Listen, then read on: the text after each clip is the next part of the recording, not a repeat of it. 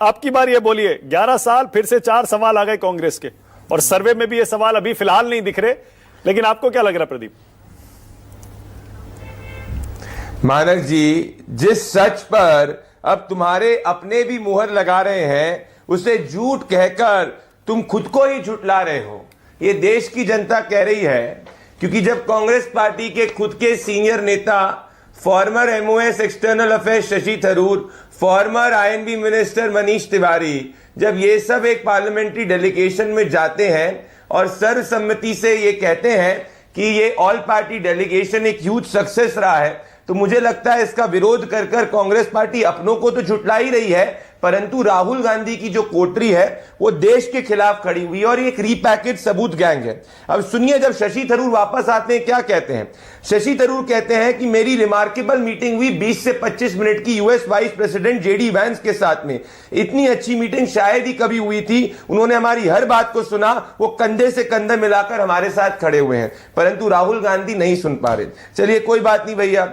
JMM के सांसद है सरफराज अहमद, वो भारत लौटते हैं, उसके बाद क्या कहते हैं, अमेरिका समेत कई देश जो हैं वो भारत के पक्ष में और साथ में और समर्थित हैं।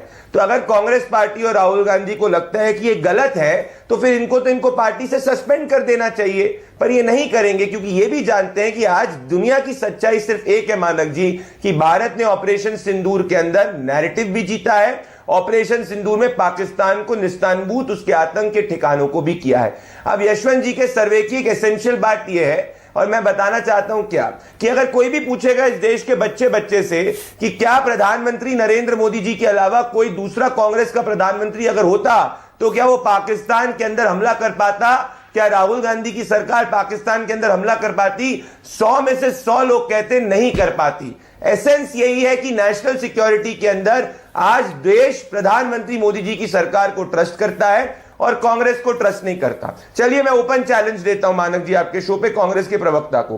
पिछले 10 साल में आपने अनेक प्रधानमंत्री नरेंद्र मोदी जी की जवानों के साथ में बात करते हुए, सेलिब्रेट करते हुए, उनके बेसिस पे जाते हुए अनेक फोटो देखी, अनेक वीडियो देखे, अनेक कार्यक्रम देखे। राहुल गांधी का आप मुझे एक बता दीजिए, एक इंसिडेंट बता दीजिए जहां वो जवानों के साथ में गए और जवानों का उन्होंने हौसला बढ़ाया पिछले 10 साल में। एक भी नहीं।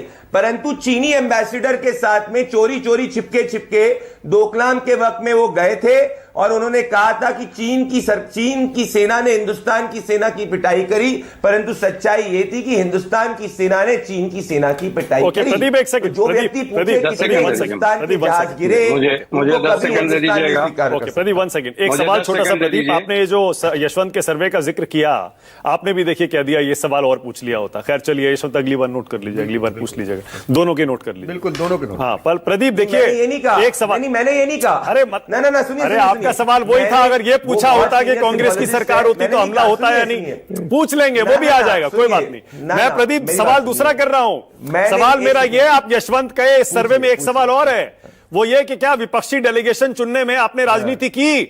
लोग कह रहे हैं हाँ इसमें राजनीति हुई है। ये भी देखिए, जनता सब देख रही है, पॉलिटिक्स आप कर रहे हैं इस पर भी। नहीं, ओहो मानक जी, यशवंत जी बहुत सीनियर सेफोलॉजिस्ट है, नहीं उनके क्वेश्चन में आपने राजनीति करी नहीं लिखा है, उनके क्वेश्चन में लिखा है क्या राजनीति हुई, हाँ। ये लिखा है। हाँ। तो ये राजनीति किसने करी? जनता हमारे हिसाब से तो 45-48% कह रही कांग्रेस पार्टी ने राजनीति करी, क्योंकि राजीव राय भी खुद आपके साथ में एक्सक्लूसिव इंटरव्यू पे ये कहते हुए देख रहे हैं कि भैया इस पे राजनीति नहीं होनी चाहिए। तो आपने राजनीति करी। ठीक है, अजय उपाध्याय जवाब दे रहे हैं, उसके बाद आगे जा रहा हूं।